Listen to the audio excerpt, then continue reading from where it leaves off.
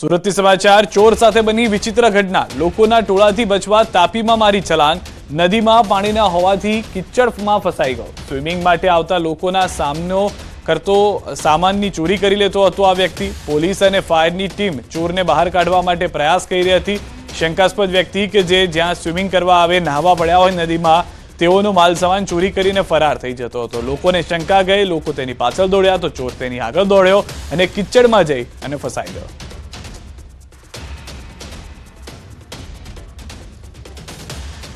સુરતના ડિંડોલીમાં સગા ભાઈએ ભાઈની હત્યા કરી નાખી મોટો ભાઈ માતા સાથે દારૂનો નશો કરી મારઝૂડ કરતો હોવાથી નાના ભાઈએ હત્યાનો પ્લાન બનાવ્યો હતો પિતરાએ ભાઈની મદદથી સગા ભાઈએ અવાવરૂ જગ્યા પર બોલાવી મોટા ભાઈનું કાસલ કાઢી નાખ્યું હત્યા બાદ આરોપી ઘરે જઈને લોહીવાળા કપડાં અને બાઇક ધોઈને આરામથી ઊંઘી ગયો જોકે મૃતકના હાથમાં રહેલા ટેટુ પરથી તેની ઓળખ થતા પોલીસે ગણતરીની કલાકોમાં હત્યાનો ભેદ ઉકેલી નાખ્યો અને હત્યારાની ધરપકડ કરી લીધી ફરાર થઈ ગયેલા પિતરાઈ ભાઈને પણ પોલીસે મહારાષ્ટ્રથી ઝડપી લીધો હાલ બંને આરોપી પોલીસ કસ્ટડીમાં છે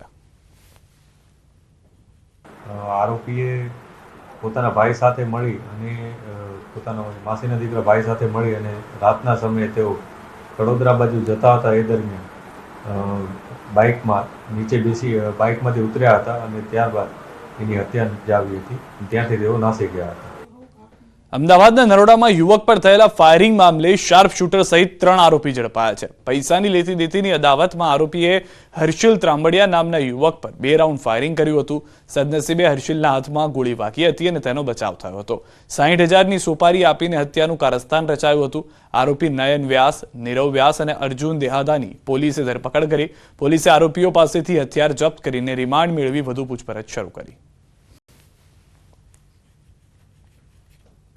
ક્યાંક આપણે 3 આરોપીઓને અટક કરેલા છે અત્યારે 3 આરોપી 4 દિવસના પોલીસ રિમાન્ડ ઉપર છે આપણી પાસે અને આરોપીઓ પાસેથી 2 પિસ્ટલ અને અમુક જીવતા કારતૂસ આપણે કબજે કરેલા છે અને વધુ તપાસ ચાલુમાં છે કે ખરેખર આ લોકોએ આ હથિયારનો બીજે ક્યાં ઉપયોગ કર્યો છે કે જૂનાગઢમાં સોશિયલ મીડિયા થકી યુવક હની ટ્રેપનો શિકાર બન્યો છે જૂનાગઢની યુવતીએ રાજકોટના યુવકના ન્યૂડ ફોટા અને વિડીયો ઉતારી ધમકી આપી 25 લાખની માંગણી કરી હતી ભોગ બનનાર યુવકે જૂનાગઢ પોલીસમાં ફરિયાદ કરતા 4 લોકોની પોલીસે ધરપકડ કરી યુવક અને યુવતી વોટ્સએપના માધ્યમથી એકબીજાના સંપર્કમાં આવ્યા હતા યુવતીએ યુવકને એક રહેણાંક વિસ્તારમાં બોલાવી ન્યૂડ ફોટો અને વિડીયો લઈ લીધા બાદ પૈસાની માંગણી કરી યુવકે 7 લાખના હપ્તા આપવામાં આવશે તેવું સમાધાન થયું હતું આ ટોળકીએ યુવકના હાથમાં રહેલી 40,000ની સોનાની વીંટી લઈ હતી પોલીસે હિના વાઢેર નરસિંહ ઠુમ્મર રાહુલ પરમાર અને હિના વિરડિયાની ધરપકડ કરી વધુ કાર્યવાહી શરૂ કરી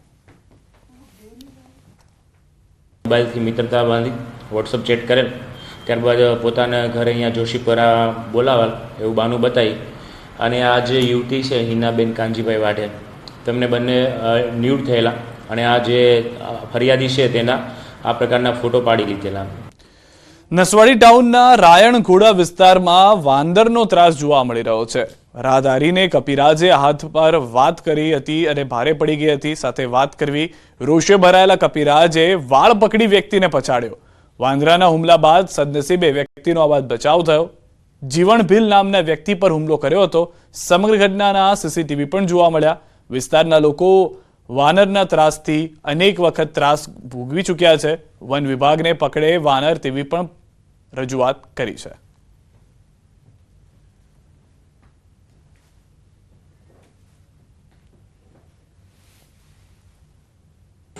અમારા નસવાડી ટાઉનમાં વાંદરનો બહુ ત્રાસ છે અને ભૂખા પેટેથી જીવન તીરે હેરાન કર્યા કરે છે અને અમુક લોકોને તો મારા હોય છે આજે જ અમારે જીવનભાઈ કરીને ખરા ને એમને ઉચકીને પછાડી દીધા છે વાળ પકડી અમારા રાયણગોડા વિસ્તારની અંદર તો અમારી માંગ છે કે વન વિભાગને એ તાત્કાલિક એનો બંદોબસ્ત કરે અને એમને પકડી લે એવી અમારી માંગ છે સમાચારોમાં હાલ રોકાઈશું એક વિરામ માટે પરંતુ તે પહેલા નજર કરીએ ટોપ 3 ખબરો પર અયોધ્યામાં ભગવાને કરાયું સૂર્ય તિલક મોટી સંખ્યામાં ઉમટ્યા ભક્તો રામ જન્મોત્સવની કરાય ઉજવણી રાજકોટમાં પરેશ ધાનાણીના ભાજપ પર પ્રહાર કહ્યું કોંગ્રેસનો બધો કકળાટ ભાજપમાં ગયો રૂપાલા સંભવિત પ્રતિસ્પર્ધી રાજ્યમાં આગામી 24 કલાક હીટવેવની આગાહી પોરબંદર જૂનાગઢ અને ભાવનગરમાં ઓરેન્જ એલર્ટ કચ્છમાં અપાયું yellow alert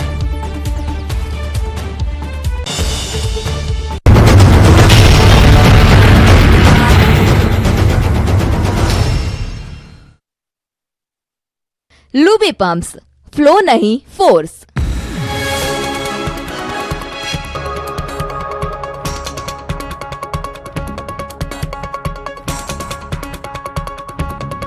Luby pumps, flow नहीं फोर्स। तो ये है आपके पास। રાજ્યમાં સતત 4 દિવસથી વાદળછાયું વાતાવરણ છે. ગરમીથી આંશિક રાહત છે, પણ હવે શેકાવા રહેવું પડશે તૈયાર. હવામાન વિભાગે આજથી ગુજરાતભરમાં તાપમાનનો વધારો થવાના સંકેત આપી દીધા છે. રાજકોટ મનપા દ્વારા યલો એલર્ટ જાહેર કરવામાં આવ્યું છે. તો દિવસ દરમિયાન અમદાવાદ શહેરમાં મહત્તમ તાપમાન 40 ડિગ્રી સેલ્સિયસ પહોંચે તેવી શક્યતાઓ છે. આજથી રાજ્યભરમાં અકળાવતી ગરમી પડવાની શક્યતાઓ છે. હવામાન વિભાગના મતે જૂનાગઢ, પોરબંદર અને કચ્છના કેટલાક વિસ્તારમાં ભારે ગરમી પડવાની આગાહી છે. રાજકોટની વાત કરીએ તો છેલ્લા ઘણા સમયથી તાપમાન સતત વધી રહ્યું છે. હાલ તાપમાનનો પારો 41 ડિગ્રીને પાર થતાં જ મનપાના આરોગ્ય વિભાગ દ્વારા યલો એલર્ટ જાહેર કરાયું છે. તેમજ આરોગ્ય અધિકારી દ્વારા હીટવેવથી બચવા માટેના સૂચનો જાહેર કરવામાં આવ્યા છે, જેમાં લોકોને તડકામાં બહાર નીકળતી વખતે સાવચેતી રાખવા જણાવ્યું છે. તેમજ કોઈપણ પ્રકારની તબિયત બગડે તો તરત જ મનપાના આરોગ્ય કેન્દ્ર અને સિવિલ ખાતે સંપર્ક કરવા અપીલ કરવામાં આવી છે. રાજ્યમાં સંભવિત હીટવેવની અસર સામે આગોતરા આયોજન માટે સીએમના અધ્યક્ષ સ્થાને બેઠક યોજાઈ. 8 વિભાગોને સાંકળીને સરકારે એક્શન પ્લાન તૈયાર કર્યો છે. ઝીરો કેઝ્યુઅલ્ટી એપ્રોચ સાથે માનવ જીવન અને પશુધનની સંપૂર્ણ રક્ષા થાય તેવા અભિગમ સાથે એક્શન પ્લાનનો અમલ કરવા અંગે સીએમએ સૂચનો કર્યા. હીટવેવની પરિસ્થિતિમાં નાગરિકોએ શું કરવું અને શું ન કરવું તેવી માર્ગદર્શિકા 33 જિલ્લાના વહીવટી તંત્રને પૂરી પાડવામાં આવી છે. બીજી તરફ મલ્ટીપર્પઝ સાયક્લોન સેન્ટર કાર્યરત કરવા, સેવાભાવી સંગઠનોને છાસ અને ઓઆરએસ વિતરણ જેવા રાહત કાર્યમાં જોડાવા, હીટ સ્ટ્રોકના દર્દી માટે હોસ્પિટલમાં સ્પેશિયલ બેડ તૈયાર કરવા, પ્રવાસન સ્થળોને બપોરના સમયમાં બંધ રાખવા સહિતના સલામતી અને સાવચેતીના પગલાં માટે જરૂરી પ્રબંધ કરવામાં આવ્યા. રાજ્યમાં અગનજ્વાળા વરસી રહી છે. કાળઝાળ ગરમીનો હીટસ્ટ્રોક ન થાય તે માટે સરકાર દ્વારા એક્શન પ્લાન પણ બનાવાયો છે. મોટાભાગના શહેરમાં ગરમીનો પારો 40 ડિગ્રીને પાર થઈ ગયો છે. ત્યારે વડોદરાના ગોત્રીથી લક્ષ્મીપુરા તરફ જવાના રોડ પર ડામર પીગળ્યો. ધૂમધકતા તાપે કોન્ટ્રાક્ટરની પોલ ખોલી નાખી. રોડની હલકી ગુણવત્તાએ ઉઠાવ્યા અનેક સવાલ. ગરમીમાં રસ્તા પરનો ડામર પીગળી જતા અકસ્માતનો ભય સેવાઈ રહ્યો છે. વાહન ચાલકો જીવના જોખમે અવરજવર કરતા નજરે પડ્યા હતા. લોકોને અટકાવવાની પણ કોઈએ દરકાર લીધી નહોતી. પીગળેલા રોડ પર તાત્કાલિક રેતી નાખવા રાહદારીઓએ માંગ કરી હતી. ગુજરાતવાસીઓ માટે સારા સમાચાર અંબાલાલ પટેલે આપ્યા છે. આ વર્ષે રાજ્યમાં કેવો વરસાદ પડશે તે અંગે અંબાલાલ પટેલે મોટી આગાહી કરી છે. હવામાન નિષ્ણાતના મતે 24 મેથી 4 જૂન વચ્ચે પ્રી મોન્સૂન એક્ટિવિટી જોવા મળશે, જ્યારે રાજ્યમાં 8 થી 15 જૂન વચ્ચે ચોમાસું વિધિવત રીતે બેસી જવાની વાત કરી છે. જૂનની શરૂઆતમાં અરબ સાગરમાં હલચલ જોવા મળશે. રાજ્યમાં ક્યાં કેટલો અને કેવો વરસાદ પડશે તે અંગે પણ અંબાલાલ પટેલે વાત કરી હતી, જેમાં દક્ષિણ ગુજરાતના ભાગોમાં આ વર્ષે સારો વરસાદ રહેવાની સંભાવના છે. તો જૂનાગઢના ભાગોમાં સારો વરસાદ રહેવાની શક્યતા છે. અમરેલી જિલ્લાના ભાગમાં સારો વરસાદની વકી છે. તો ઉત્તર ગુજરાતની વાત કરીએ તો બનાસકાંઠા જિલ્લાના ભાગોમાં સારો વરસાદ રહેશે. કચ્છ જિલ્લાના ભાગમાં પણ સારો વરસાદ પડશે. હાલ ગુજરાતમાં કાળઝાળ ગરમી છે. ગરમીનો પારો 40 ડિગ્રીને પાર થઈ ગયો છે. ત્યારે ઓગસ્ટ સપ્ટેમ્બર મહિનામાં ભરપૂર વરસાદ રહેવાની વાત અંબાલાલે કરી. દરિયામાં હવાનું હળવું દબાણ ઊભું થવાની પણ શક્યતા વ્યક્ત કરી છે. ક્ષત્રિયોના ઝંઝાવાતી વિરોધ વચ્ચે ભાજપના ઉમેદવાર પરસોત્તમ રૂપાલા આજે રાજકોટમાંથી ઉમેદવારી નોંધાવી દીધી. પરસોત્તમ રૂપાલાએ ઉમેદવારી ફોર્મ ભરતા પહેલા સવારે જાગના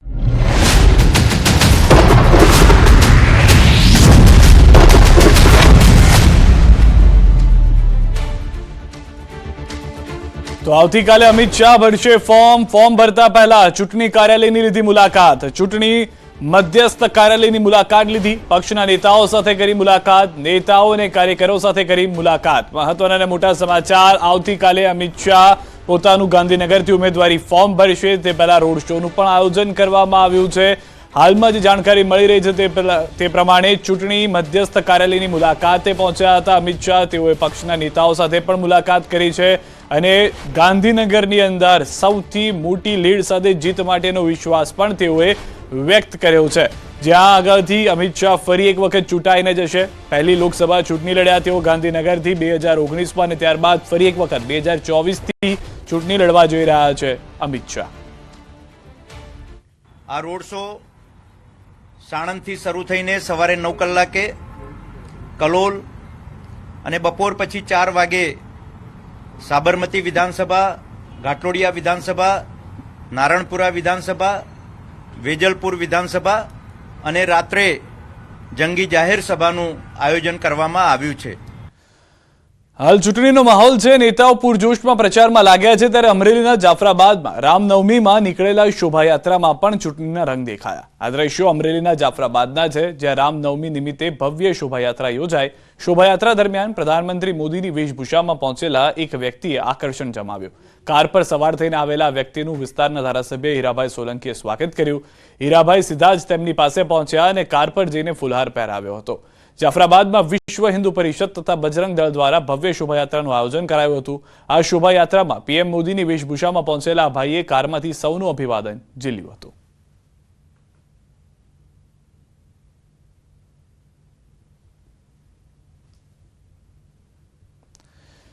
રાજકોટ છે મક્કમ, રૂપાલા સાથે અડીખમ. આ વાત અમે નથી કહી રહ્યા, પણ વાક્ય લખેલા પોસ્ટર પર લાગેલા છે રાજકોટ શહેરમાં. એક બાજુ રૂપાલાનો વિરોધ અને બીજી બાજુ આ પોસ્ટર. જો કે આ પોસ્ટર કોણે લગાવ્યા તેને લગતી કોઈ માહિતી હાલ સામે આવી નથી, પરંતુ આ પોસ્ટર ક્ષત્રિય સમાજના આગેવાન અને આરટીઆઈ એક્ટિવિસ્ટ શૈલેન્દ્રસિંહ જાડેજાને ધ્યાને આવતા તેઓ દ્વારા આચારસંહિતા ભંગની ફરિયાદ દાખલ કરવામાં આવી છે. ફરિયાદ બાદ નોડલ અધિકારી પણ સ્થળ પર પહોંચી આવ્યા હતા અને આ પોસ્ટર કોણે લગાવ્યા તે દિશામાં તપાસ કરવામાં આવી છે. સર્ટેન વિગતો દર્શાવવી ફરજિયાત છે. એ વિગતો દર્શાવેલી ન હોવાથી મારા દ્વારા ગઈકાલે ફરિયાદ દાખલ કરવામાં આવી હતી. જે ફરિયાદનું સ્ટેટસ જે ડિપાર્ટમેન્ટ છે એના તરફથી આવ્યું, ફરિયાદ સાચી છે અને આ ફરિયાદ સાચી છે એટલા માટે જે હોર્ડિંગ બેનર ઉતારવા માટેની કામગીરી અમે આરએમસીને સોંપેલી છે. પાટણમાં વેરાઈ ચકલા સ્થિત ભગવાન રામના મંદિરથી 37મી શોભાયાત્રાનું આયોજન કરાયું. રામનવમી પર્વ નિમિત્તે મંદિરમાં વહેલી સવારથી જ ભક્તોની ભારે ભીડ જોવા મળી. જય શ્રી રામના નાદથી મંદિર ગુંજી ઉઠ્યું. ચૂંટણી નજીક હોવાથી વિવિધ પક્ષના ઉમેદવારો ભગવાન રામના શરણે પહોંચ્યા. ભાજપ ઉમેદવાર ભરતસિંહ ડાભી અને કોંગ્રેસ ઉમેદવાર ચંદનજી ઠાકોરે ભગવાન રામના ચરણોમાં શીશ ઝુકાવ્યું અને જીતના આશીર્વાદ માંગ્યા. ભારતીય જનતા પાર્ટીએ અને આપણા યશસ્વી વડાપ્રધાન નરેન્દ્રભાઈએ અયોધ્યામાં રામલલ્લાનું મંદિર બનાવ્યું. 500 વર્ષ પછી જે રામલલ્લાના દર્શન કરાયા ભારતવાસીઓને અને એના પ્રથમ વખત પાટણ શહેરમાં રામલલ્લાની આજે રામનવમીએ શોભાયાત્રા નીકળી રહી છે. આ સાચા અર્થમાં દેશની જે રામ રાજ્યની જે સ્થાપના છે એ સબરી જેવા બની અને સમગ્ર દેશમાં વિશ્વમાં જો સંદેશો આપશો તો સરા અર્થમાં રામ રાજ્યની સ્થાપના થઈ ગણાશે.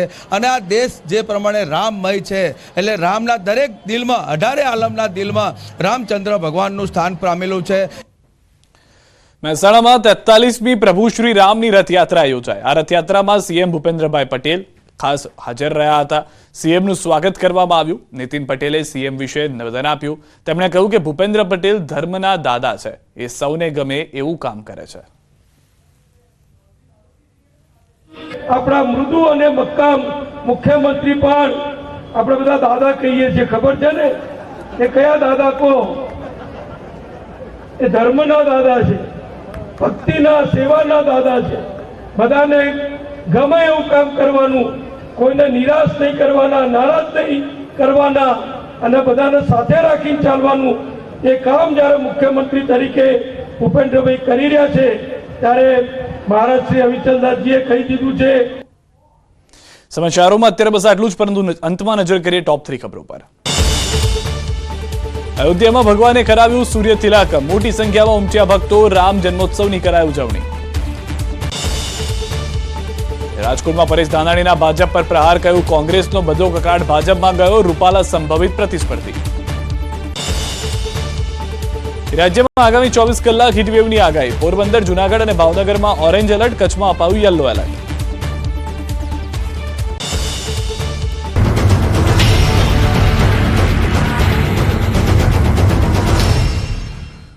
એમેઝોન કર્યા હતા, જે બાદ તેમણે સમર્થન રેલી પણ યોજી હતી, જેમાં તેમની સાથે પૂર્વ મુખ્યમંત્રી વિજય રૂપાણી પણ જોડાયા.